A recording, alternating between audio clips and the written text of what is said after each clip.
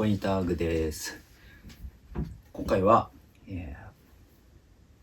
ボナンザというモデルを紹介していこうと思います。よろしくお願いします。ボナンザなんですけど、F なんちゃらかんちゃら、番号が、投資番号フライタグついてるんですけど、ボナンザは昔の、もともと出たばっかりの時は F33 でした。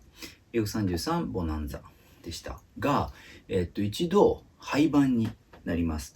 確か1997年に、発表されて、その後2008年かなくらいに、一度廃盤終了に生産中止になってしまうんですね。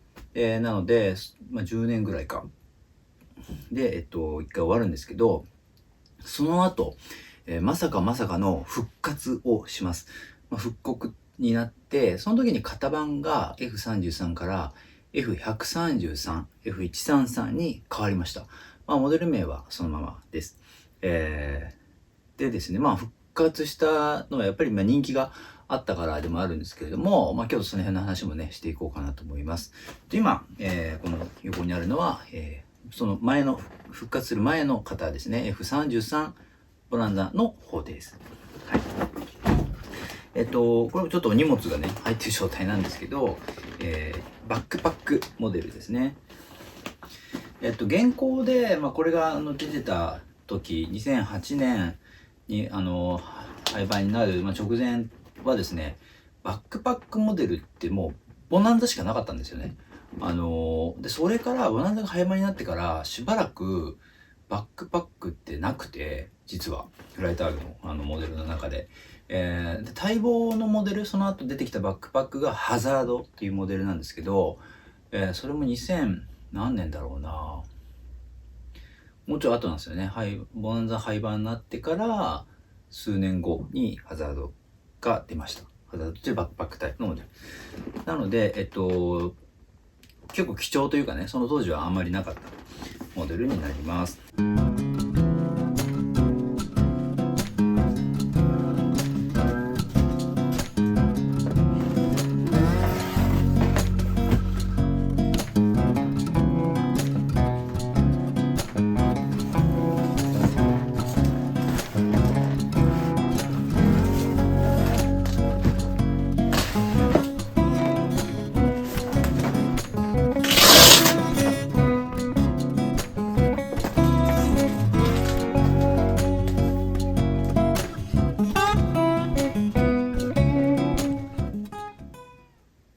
はい、こんな感じですね。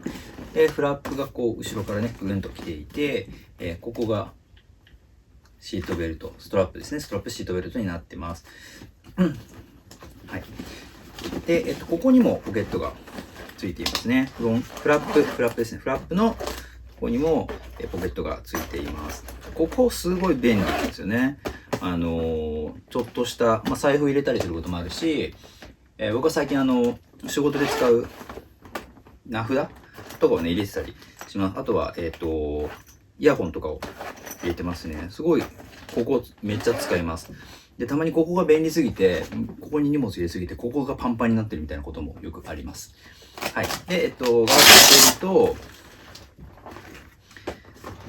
ここにもポケット一応あるんですけど、僕は結構ストラップをここにしまっちゃうことが多いです。このストラップは留め具ですね。このバックルを使って、フラップ、蓋を閉じることができます。はい。で、クラシックメッセンジャーバッグと同じように、これもですね、大きさが拡張できるんですよね。一番ミニマムな感じで閉じると、こういう感じの形になります。これで、この状態で背負ってる人が結構多いですよね。これだけも十分ボリュームあるので、はい。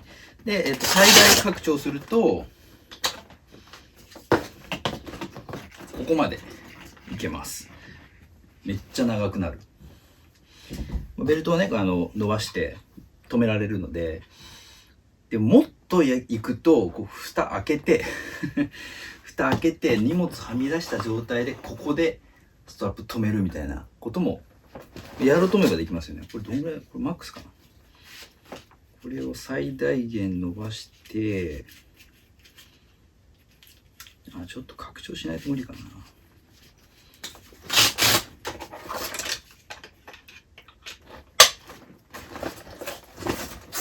まあでもこんぐらい限界か、これが。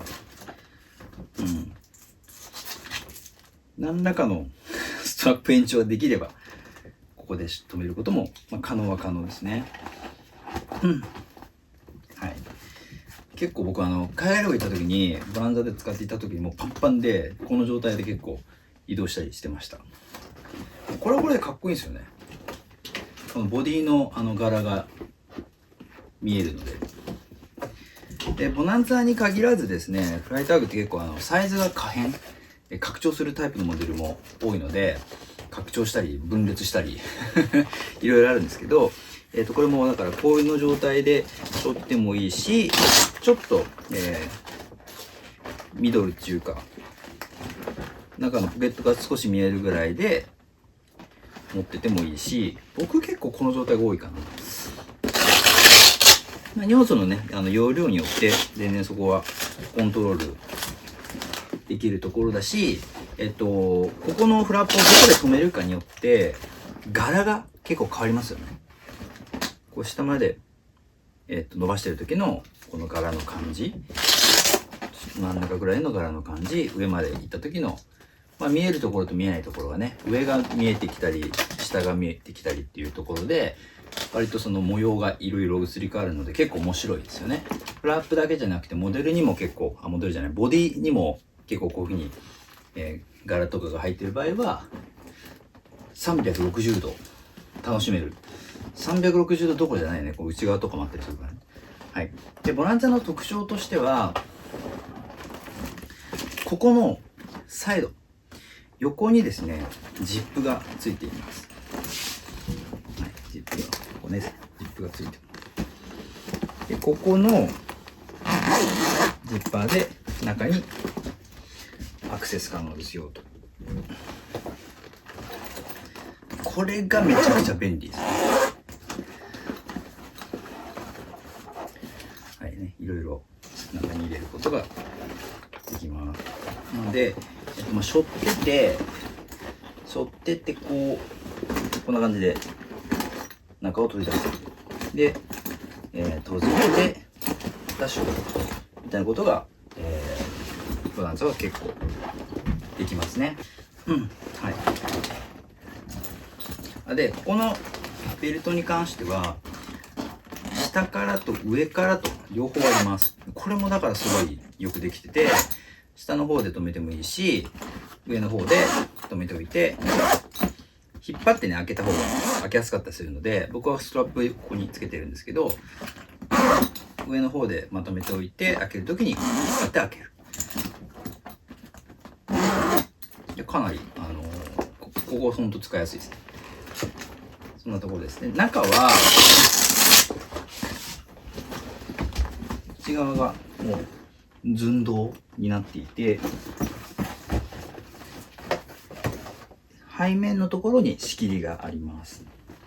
でもそれぐらい、ですね。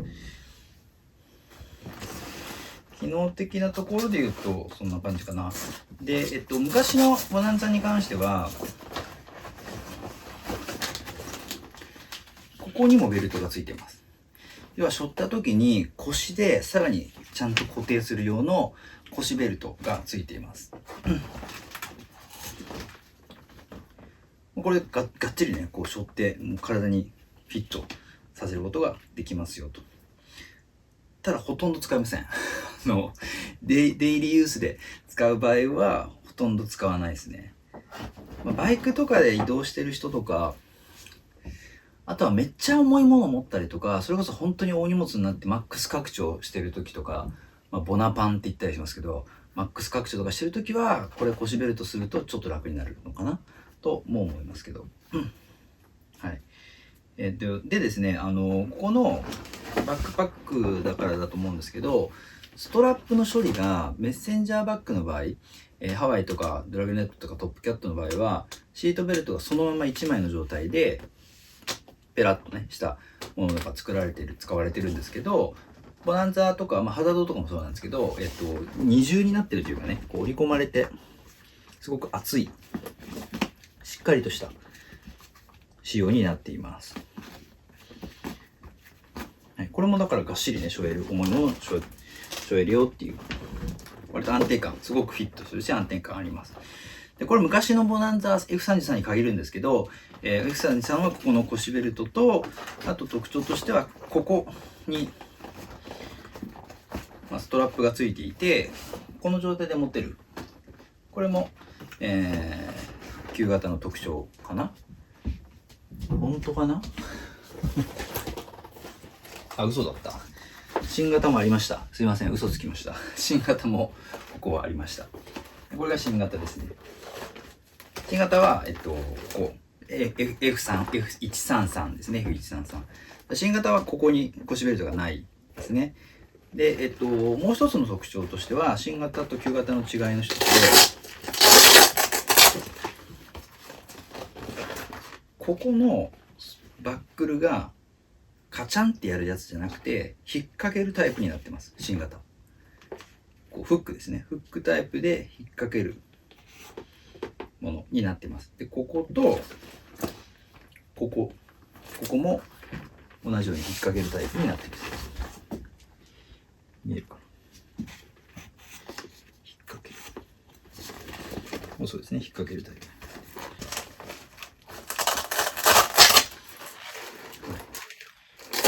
かなりうるさいですね。で、バリバリがね。耳気をつけてください。あと若干、新型の方がスリム。街がスリムになってる気はします。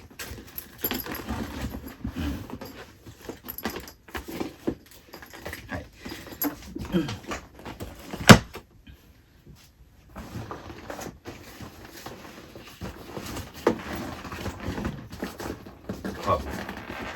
そうですね。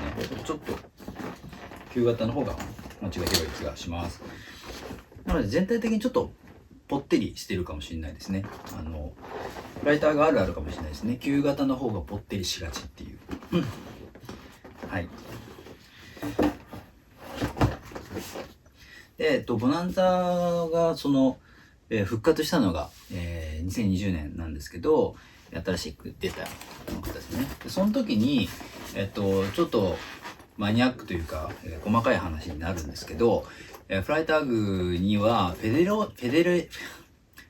ーションっていう仕組みがあって、要は会員みたいなオンラインの会員登録なんですけど、それを登録しておくとフェデレーションっていう会員になれて、でその特典としてフェデレーションの人向けの特典で、この新しくなった新型のボナンザが買えますよっていう、そういうプロモーションで復活したんですね、2020年に。もうそれ本当に晴天の霹靂でですね、もうみんなもうパニックになったぐらいなんですけど、僕も含めてパニックになったぐらいなんですけど、でその時のキャンペーンプロモーションの、呼び方が、ブラストフロムザパストっていう、過去からの炎というか、ブラスト爆風というか、ブラストフロムザパスト、これもドラマの名前だったかな、映画かな名前です。でこのボナンザもドラマの名前です。西部劇、アメリカ西部劇のボナンザっていう、西部劇ホームドラマというかの、タイトルですね。ドラマ名です。はい。で、このボナンザはですね、仲間がいて、仲間っていうか、これがバックパックの、L サイズ、M サイズぐらいなんですけど、これも一回り小さいフューリーっていう方、F32、もしくは F132、フューリーっていうモデルもあります。それもついでに紹介しておきましょうか。せっかくなんで。というか、フューリーだけで、あんまり話すことがないから。で、後でじゃあ、フューリーは後でちょっと紹介しますね。でこれが新型ですね。で、そのブラックフロンザパストっていうのはフェデレーションになることが条件で、フェデレーションになったらですね、買えると。で、その、ブラストフロムザパストっていう、プロモーションのコピーを、直訳すると、過去からの爆風っていう、で、爆風を浴びるっていうところで、ボナンザ、その新型ボナンザをめちゃくちゃ買ってしまうことを爆風を浴びるっていう言い方をしたりとかして、界隈ではちょっとね、流行ったんですけど、爆風。いや、かなり爆風食らってたね、コニーさんみたいな言い方が流行りました。個人的なその年のフライターグ流行語大賞にも選ばれた爆風っていうね。はい。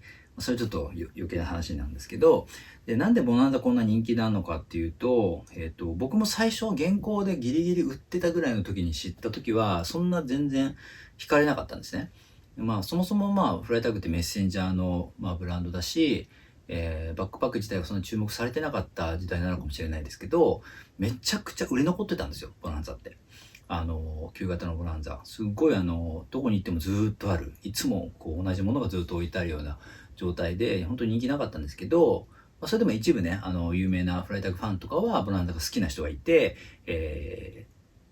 結構ね、モテたりしたんですけど、この本当に廃盤になってからですね、廃盤になってから、ちょっと一個、なんか持っときたいな、みたいな感じで、買ったのが最初なんですけど、使ってみたりとか、背負ってみた感じとかがすごいなんかしっくりきてというか、すごい使いやすかったし、バックパックってめちゃくちゃ楽だなって思ったんですよね。昔から結構荷物が重いんですよ。ノートパソコンを結構持ち歩くので、ノートパソコンを持ったまんま歩いて移動とかって結構してたので、どうしてもワンショルダータイプだと、まあ肩がね、凝ったりとか痛くなっちゃうんですけど、バックパックで PC 運ぶ時の安定感、あれやばいですよね。もうすっげえ楽じゃんってなって、これはいいぞと。ファイタークバックパックいいぞ、ボナいいぞ、ボナンザいいぞってなって、そっからですね、もう廃盤になってんのに、いろいろこう、かき集め出したんですね。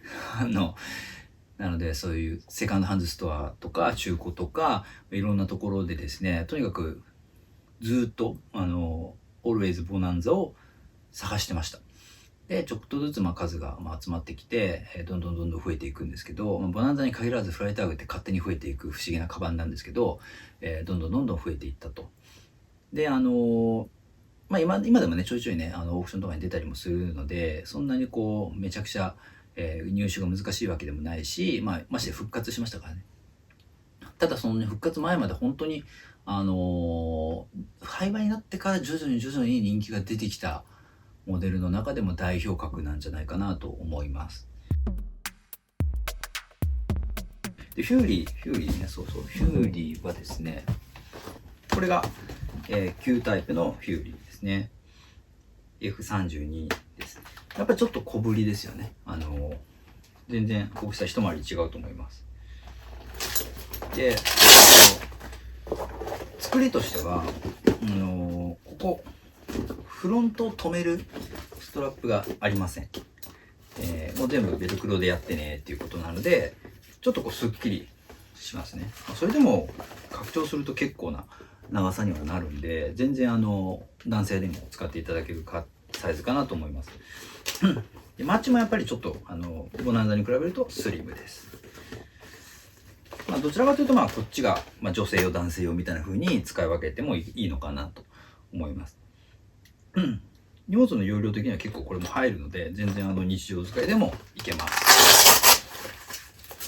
ただパソコン入れたりとか、ちょいちょいこう荷物途中で増えたりとか、大は小を兼ねるっていうのは結構僕はあるので、どうしてもフューリーよりはボナンザの方を使いがちではあります。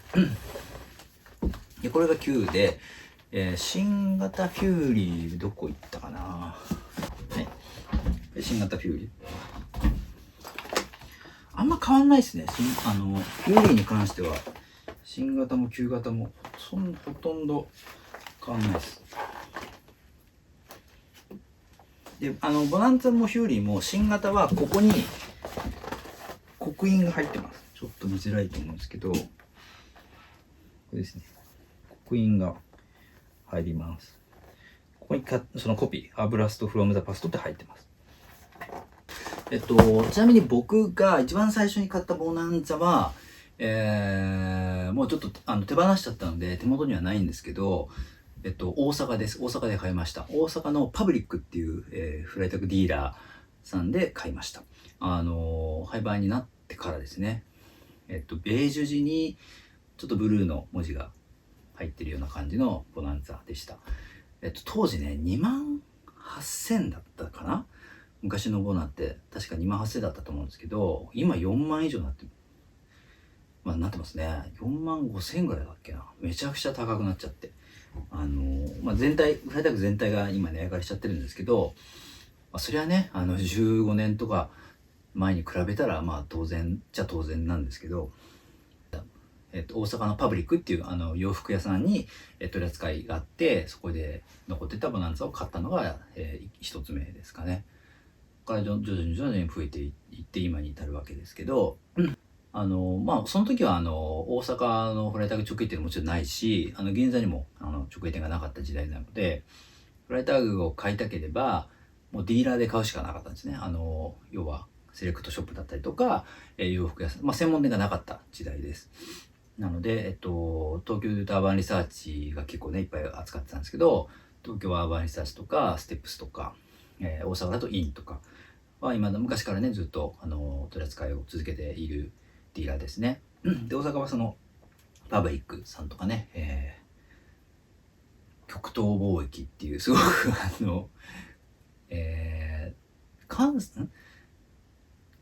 日本極東貿易だっけな、ちょっとフルネーム忘れちゃったんですけど、極東貿易っていうすごい癖の強い、洋服屋さんがあって、そこが取り扱ってました。で、その時は取り扱い店だからといって全てのモデルを置いてるわけじゃないんですよね。だから何度かのモデルが欲しければどこどこのディーラーに行かなきゃいけないし、何かをこのモデルだったらこっちに行かなきゃいけないしっていう風に、結構そこディーラーをこう巡るのがその時代のフライター号をこう探す時のねセオリーでした。なので大阪そのパブリック行った時も、もうその大阪で扱ってるフライターが扱ってる店はとにかくこう巡ってですね。で、覚えてます。インもその時ナンバーのインはまだ路面店でですね、パークスもなかった時代なんで、赤いね、白に赤文字だったか赤字に白文字だったかボナがあって、それもちょっと迷った記憶がありますね。はい。で、ヒューリーを最初に買ったのはダボスかな。ちなみにヒューリーは、ボナンザよりもだいぶ前に廃盤になってるんですね。かなり前ですね。3、4年前には確かもう廃盤になってると思うんですけど、なのでフューリーの方が短命でした。で、しばらくボナだけの時代があったので、フューリーを店頭で僕並んでるの見てないですね。見てなくて、で、フライターグのダボス店、スイスですね。スイスのダボス店に行った時に、ダボス店はアウトレットなので、アウトレット商品も置いてる直営店なので、そこで買いました。フューリー。それが最初ですね。ただフューリーはやっぱちょっと小さいので、女性向けかなって僕の中では思っているので、あんまり使用頻度は全然低いですね。もうほんとボナばっかりです。そこでもボナなんか買った気がすんな。ボナ買ってないのかな。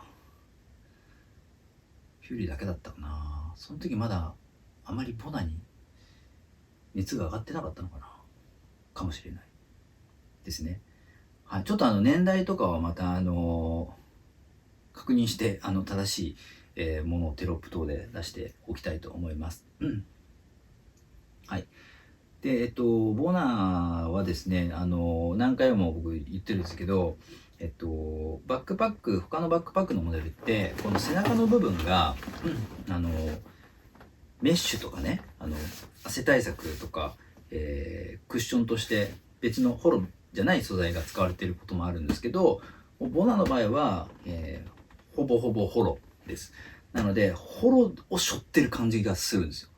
こう直接ここホロなんで、ホロが背中に当たるので、ホロの厚みになったり、そのホロの、個体差の硬さとか、柔らかさとか、もちろん匂いとかも含めてホロを背負う、背中でホロを感じることのできるバックパックフライターグです。なので好きっていうのもありますね。ただまあメッシュじゃないんで当然ですけど、夏はめちゃくちゃ蒸れます。汗をよくかく人は辛いですかね。なので真夏はちょっとさすがにボナー背負うことは減るけど、でも結構年がら年中背負ってるモデルですね。はい、大好きボナンザ。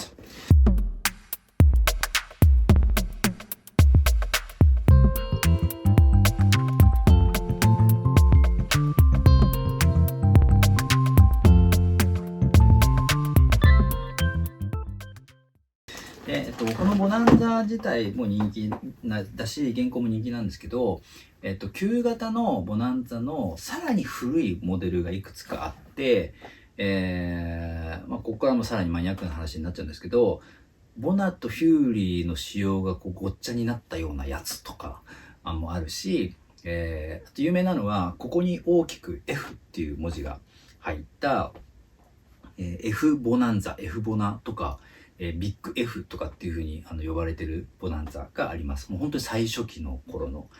フライターグの製品って基本的にそのフライターグ社がホロにペイントをすることはもうほぼないんですね。もともとのフライターグの、多分ポリシーなんですけど、もともと持ってるホロのデザインだったり、ホロのこう仕様柄とかをそのまま、アップサイクルするわけなので、その別の形に落とし込むのが、フライターグのデザインの面白いところだし特徴であり、だからこそユニーク一点物になるところだと思うんですけど、ボナンザの場合はなぜかここに大きく F ってさフライターグが、プリントを入れているものが、ありましてですね、それが F ボナンザ F ボナって呼ばれているものになります。はい。とかあとなんかこの裏側のここにもタグがついてるやつとか、このネームタグですね、ブランドのネームタグがここにもあるやつとか、あとなんかこっち側に D リングっていうなんか引っ掛けのフックがついてるやつとか、いろいろあります。僕はもちろん全部持ってるわけじゃないんですけど、後ほどちょっとその辺も紹介したいなと思います。はい。カバンの紹介でいうとそのところですかね。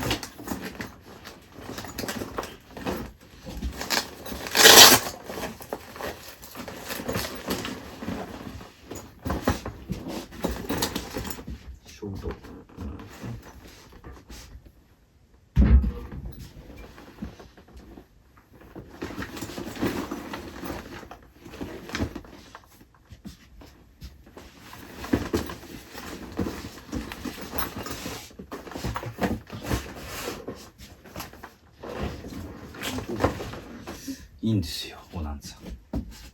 大好きですね。おすすめです。おすすめのモデルです。はい。じゃあ、いくつか、持ってる中で、違うホロのものとかをね、紹介していこうかなと思います。はい。こういう、ベースがグレーですね。ベースがグレーで、ここのフラップのポケットの部分にちょっとこう模様が入ってるタイプですね。だいぶ汚れてます。中はここがちょっと若干白いプリントが入ってるかな。これもちろん好みなんですけど、僕結構ポップなものが好きな傾向があります。それからこちら、これはツヤタグですね。ツヤタグで結構古いですね。でここがちょっと特徴的で、後ろの引っ掛けるそのストラップのところがシートベルトのサイズそのままなんですけど、これは実際にちょっとフックになってますね。はい。これも、特徴としてはですね、さっきちらっと言ったんですけど、この中にもタグがついてます。中にもタグがついてます。F の仕様は同じかな。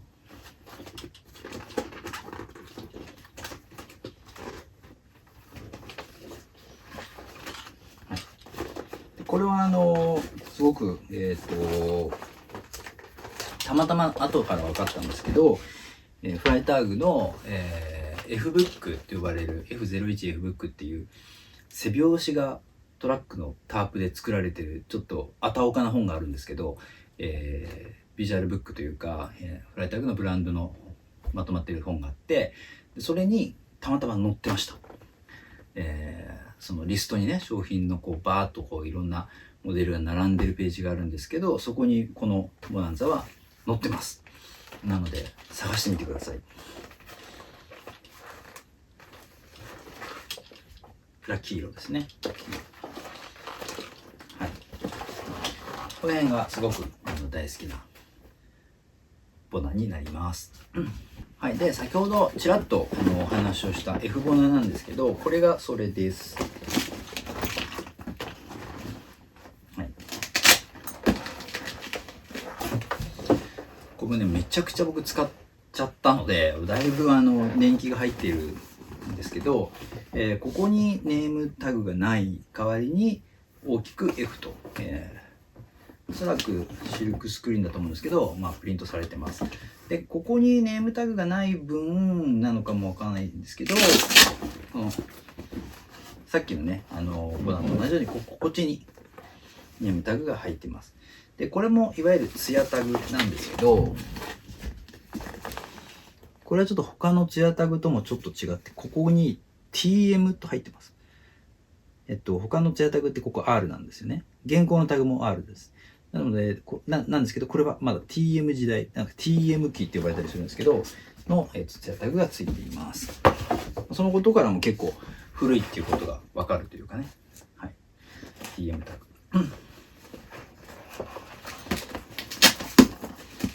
あと特徴はですね、ここのバックルが、カチャって止めるタイプでも引っ掛けるタイプでもなくて、ストラップをその都度通すタイプなんですよ。相当めんどくさいです。毎回ストラップをこうなんか通さなきゃいけないので、僕はもう使ってなくてもう結んでます。結んじゃってます。ここのね、サイドのベルクロだけで全然止まるんで。あとは F ボナの特徴としては、ここは後ろに持つ取ってないです。フックないです。あと D リングがついてます。はい、キーホルダーを止めたりとか、噂によるとスケートボードを引っ掛けるためとか、いろいろ、こっちにもあります。だから持ち方によってはこうぶら下げてショルダーにできるんだね。ここでね、F ボナだったらショルダーとして使える。長い紐つければね、いけんな。バンディットとかつけりゃいけんな。こうそれちょっと新しいですね。はい、そういう付け方もできるよと。はい、ちょっとこのアーカイブレベルのすごく、古いものだし、かつ割と人気があるので、なかなかちょっと今後入手しようとなるとしんどいかなと思うんですけど、どこかで見かけた際は、ご一報ください。すぐ買い取ります。はい。F ボナですね。はい。そんなところですかね。バランスに関してはね。フューリーはね、僕、2つしか持ってないです。これ新型で、こっちが旧型。この2つになります。これもね、すごく爽やかでいいですよね。ストライプのような模様が。このフラップのこの部分だけストライプが入ってるっていうのがなんかちょっと潔くて、いいなと思って買いました。ただその、ローンチ、ブラスフロムザパストのローンチの時にもう焦って、とにかくもう早く買わないと。いや、そういうローンチの時ってフライタグの新商品ってめちゃくちゃ早くどんどん売れていくんですよ。どんどんこう商品がなくなっていく中で、これか、みたいな感じで選んだ一つですね。はい。その時も本当にもう手震えながらこう、ポチ選手権、早ポチ選手権って言ったりするんですけど頭がねちょっとポンコツ化してしまうんですけど、僕は毎回ちょっとそこでたびたび失敗しておりますけれども、これはすごいいいの書いたなと思ってます。はい。ボナンザはですね、本当にすごく使いやすいし、ホロ感がすごいある。ホロを使ってる分量がやっぱり多いモデルなので、ホロ感、ライター群のホロ感、何回言うんだ、ホロ感が、楽しめるカバンでもあります。あとはアンケート取ったんですよね。どのカバン紹介してもらいたいですかみたいなことをツイッターでアンケート取ったら、ボナンザがすごいトップだったんですよ。すごい大人気というか、今んとこもしかしたら一番人気のモデルなのかもしれない。はい。じゃあそんな感じでボナンザとフューリーの紹介でした。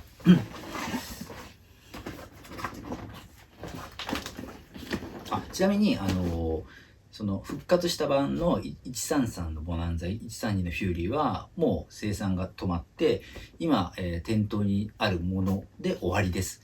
なので、見かけたら、グッとくるもの、ピンときたものがあったら、ぜひね、試してみて、購入されるといいのかなと思います。オンラインももうそろそろ多分表示がなくなってるのかなと思います。たまにね、ライター店とかそのアウトレットで出てくることがあるかもしれないし、店頭にはまだ結構残ってるストアは多いと思います。ボナンザもヒューリーもね、確か渋谷もいくつかあった気がします。はい、なので、ぜひちょっと気になった方は、試してみてください。こんな感じでじゃあ今日は終わります。どうもありがとうございました。また見てくださいね。